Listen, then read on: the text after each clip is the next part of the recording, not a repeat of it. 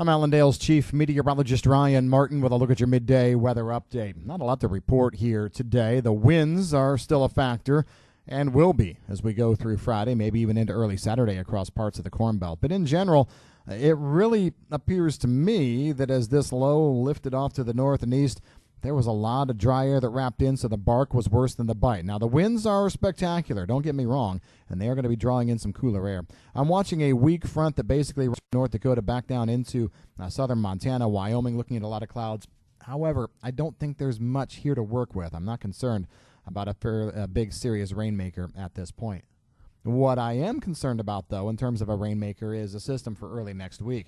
We are going to be seeing the eastern half of the country just get lit up by a strong storm complex that works through starting Monday night going through Tuesday and Wednesday. This is going to put down some strong to severe weather maybe in the eastern part of Kansas, eastern Oklahoma, northeast Texas.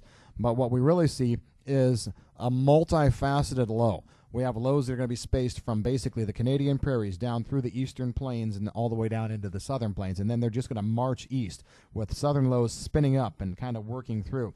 Whereas this last system was basically one powerful low that just gobbled everything up. It led to the winds. It led to all the nastiness.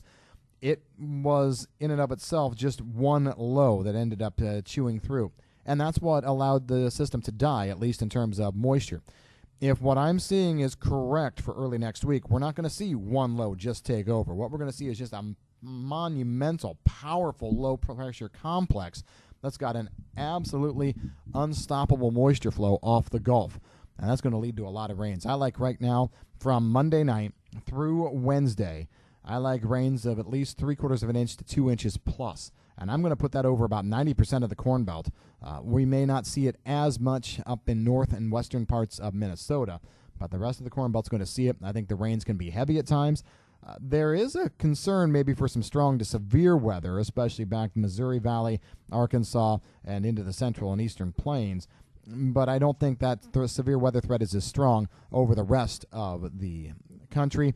And I also don't think we have a threat of any major winter weather except for some scattered snow showers coming out of the mountains and into eastern Colorado, southwest Kansas maybe early next week. So this is going to be a big rainmaker. It's going to catch some people's attention, and it probably will be the best rain that we've seen on a geographical basis, geographical coverage and amount in probably 2 to 3 months. It's going to be a significant push of moisture.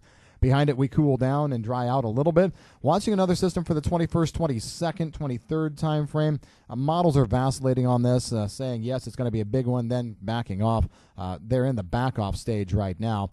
I'm not ready to give up on it yet. I do think that if the system does develop, it's probably going to be a southern Corn Belt deal. I'd like to say I-70 and south, but we will see. And as we go forward, we're still going to talk about 1/2 to 1 inch rainfall totals out of that coverage, probably 60% of the Corn Belt.